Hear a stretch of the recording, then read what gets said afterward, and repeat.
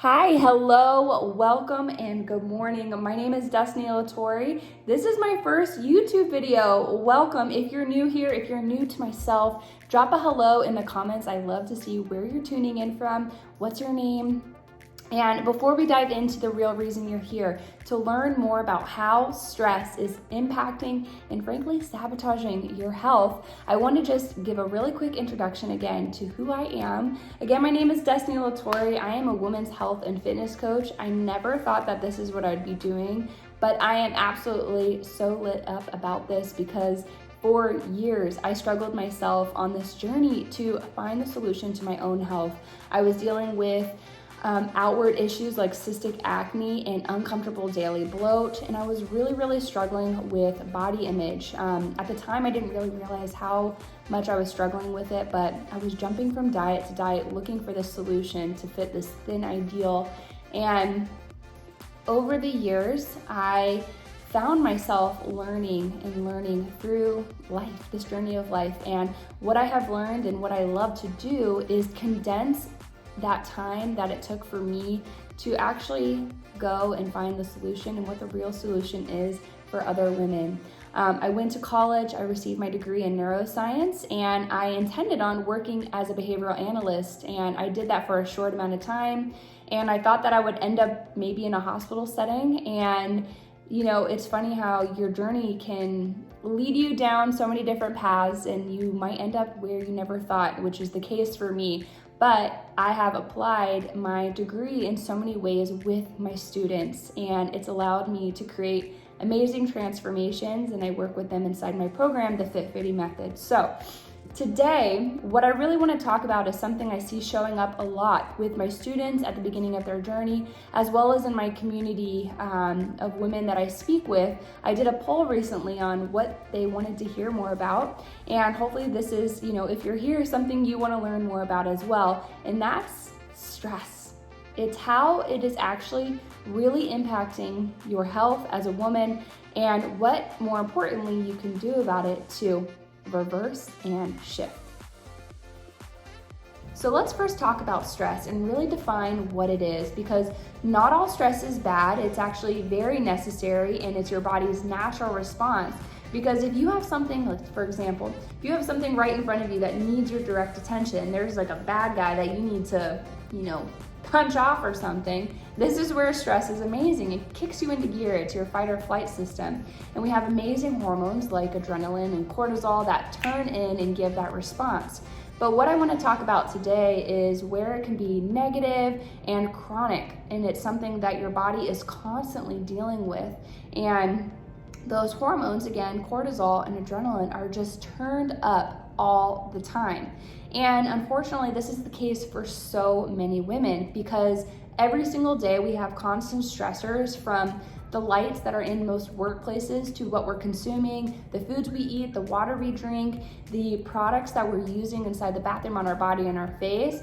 And not to stress you out more, thinking about all the things that could be causing you stress right now, we're going to tackle this piece by piece. But the point is there's a lot of different things that are causing your body stress on a day-to-day basis.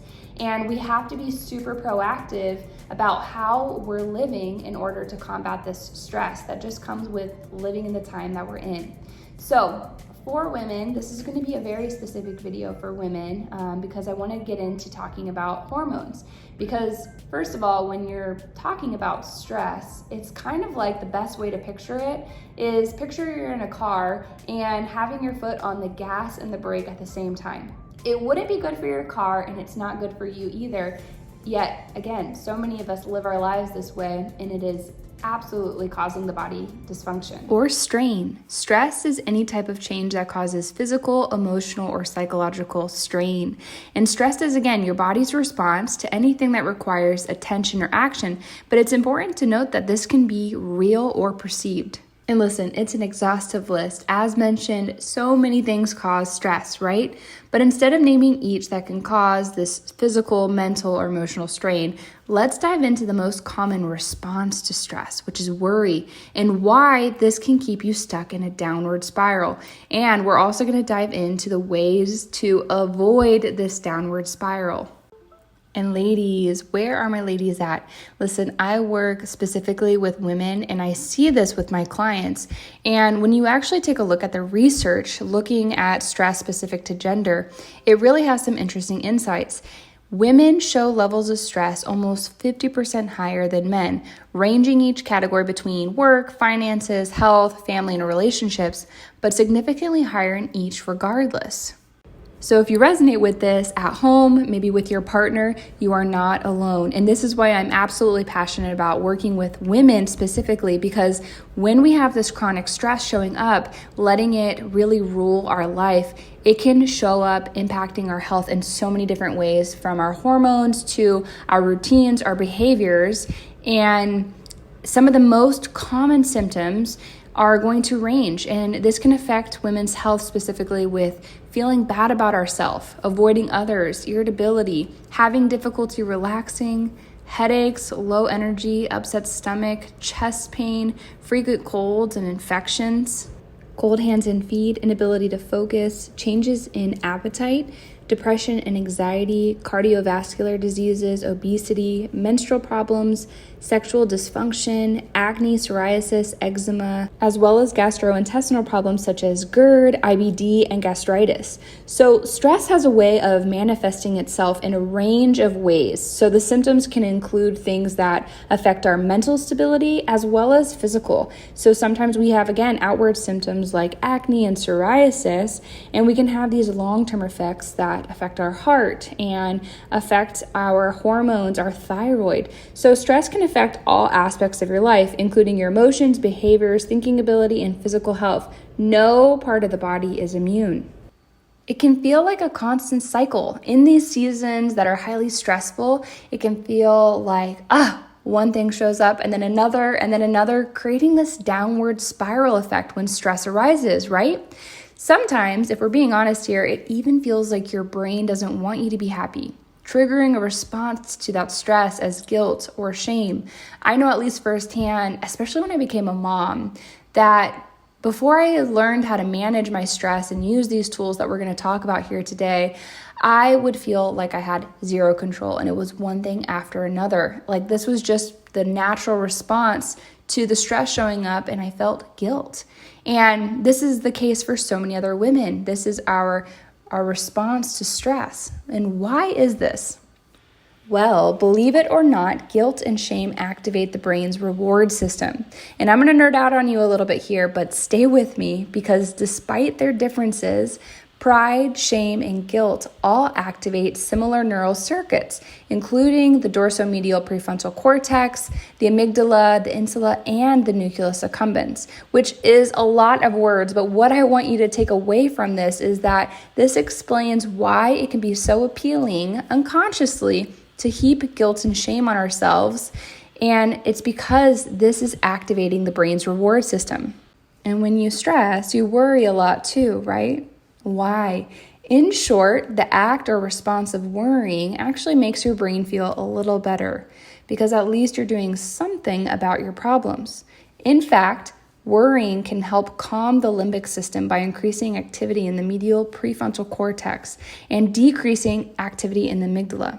Now, that might seem counterintuitive, but it just goes to show that if you're feeling stressed, doing something about it, even worrying, actually feels better than doing nothing. But my friend, the research is crystal clear. Long-term stress, guilt, and shame are not healthy solutions. So, what do neuroscientists say you should do instead? Well, to start, ask yourself this question: what am I grateful for? And listen, I know what you're thinking. Man, this is where she gets all woo-woo on me about gratitude. And I've already tried that. I've already put it to practice, and it just didn't work. And I hear you, because I have had mentors in the past who took that more woo-woo spiritual approach. And there's nothing wrong with that. However, it just didn't stick for me either. So what did was actually learning about the science behind gratitude and how it can actually affect our biology, our physiology. So my hope for you today is to take a different approach and just bear with me, because when we actually can learn about how something changes our biology, there's just something about that is just different. So Sure, gratitude is amazing, but many don't actively put it to practice in the first place, looking past the real positive proof and biological effects it has. But not you. So gratitude at the biological level boosts the happy chemical neurotransmitter dopamine. And the benefits of dopamine really start with the dopamine system, because feeling grateful activates the same region of the brain, STEM region, that produces dopamine. Additionally, gratitude towards others, when we express gratitude, it increases activity in the social dopamine circuits, making social interactions more enjoyable. Another powerful effect of gratitude is that it can boost serotonin, another neurotransmitter. Actively trying to think of the things that you are grateful for forces you to focus on the positive aspects of life. And this simple exercise increases serotonin production. And the amazing thing about this exercise is that it's not about how many things that you can name, because I know if we're in a stressful season, it can feel like, the whole world is against us, right? But it's not about how many things that you can name on that list, but rather the searching that actually counts and has those benefits. Creating a new cycle. The effect of gratitude doesn't just make your brain happy, it also creates a new cycle, a positive feedback loop within your relationships and life. It has an enormous ripple effect. So express that gratitude to the people you care about and put this to practice and give yourself lots of grace along the way. So if you are putting gratitude to practice in your life, or you are now inspired from this video to put gratitude to practice, I commend you. But it doesn't really stop just there. In order to make these long-term positive shifts in our life, we also must practice these 3 things to avoid the downward spiral of stress. 1, label your negative feelings. 2, make that decision. And 3, connect with others. And let's dive into exactly what each of these are. Number 1, label negative feelings. A lot of times the common response to stress can be to suppress our feelings and kind of run away from them or just put them under the rug until later. But it's really important to label them and give them a name. So if you feel crummy, okay, let's give that crumminess a name, like sad, anxious, angry. And really, it's as simple as just using a few words to describe the emotion you're feeling, and ideally to use symbolic language. So simple words and simplifications of your experience. This requires you to activate your prefrontal cortex, which reduces the arousal of the limbic system. So in short, this simple exercise of describing the emotion you're feeling in just a word or 2 actually helps reduce the emotion itself. So it might sound too simple, but your brain disagrees. Suppressing emotions just doesn't work, and a majority of the time can actually backfire on you. So instead, label your emotions, give them a name. Labeling is a fundamental tool of mindfulness. The second thing to do is make that decision.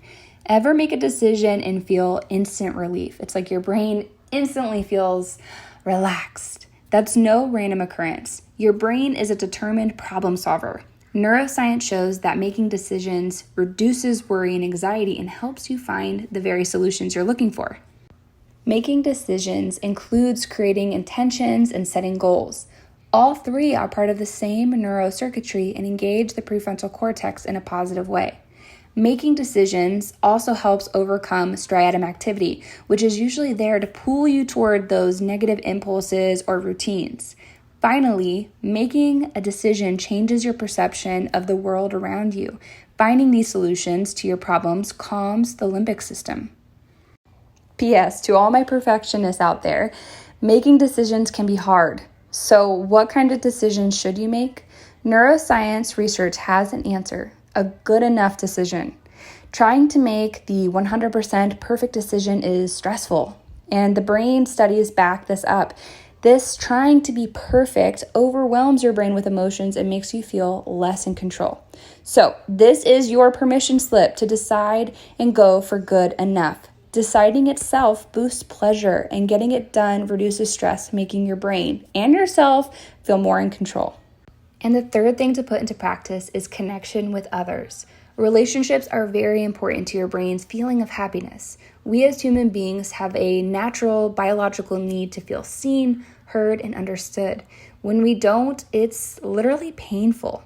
Connection, verbally, emotionally, and physically, all boosts oxytocin, which activates pain-killing endorphins. There's this crazy study done where there was an MRI study that scanned married women as they were warned that they were about to get a small electric shock. While the anticipating participants received those painful shocks, the brain showed a predictable pattern of response in pain in worrying circuits. The important thing, though, when they looked at these scans, that the women that held their husbands' hands during the experiment actually showed less reactivity to the pain, the physical pain. So many studies have been done on this and have seen insane results, testing physical touch, connection, all leading to things like stronger marriages, less reactivity to pain, better sleep, greater happiness. The list goes on, but ultimately, greater health. So, to sum up, chronic stress can lead to so many health issues and hormonal dysfunction. And in order to combat that stress and potentially entering the downward spiral, you must first start by asking, what am I grateful for? And again, beyond the woo-woo and spiritual benefits of gratitude, there's real science that backs up the biological benefits. But don't stop there. Make these 3 things part of your mindfulness practice. 1, give those negative emotions a name. 2, decide, go for good enough instead of the best decision ever made, ever. And 3, communicate and touch. Because hugs really does equal a happy, healthy life. Thank you so much for joining me today in this video. I hope you enjoyed it, and I hope that you took something tactical from it. For more information and to stay notified when another video drops, go ahead and like and subscribe this YouTube channel. If you want to follow me on social, you can find me on Instagram at Destiny Latore. Check out my highlights there. I have lots of other resources. If you found this helpful, you'll definitely find those resources helpful as well. And if you're curious what I do inside my program with the women that I work with in the Fit Foodie Method, you can check out thefitfoodiemethod.thinkific.com. There you will find more about my story, testimonials from the students that have gone through the program, as well as who it's for and enrollment. So go there, check it out. Until next time, see you then, cheering you on always.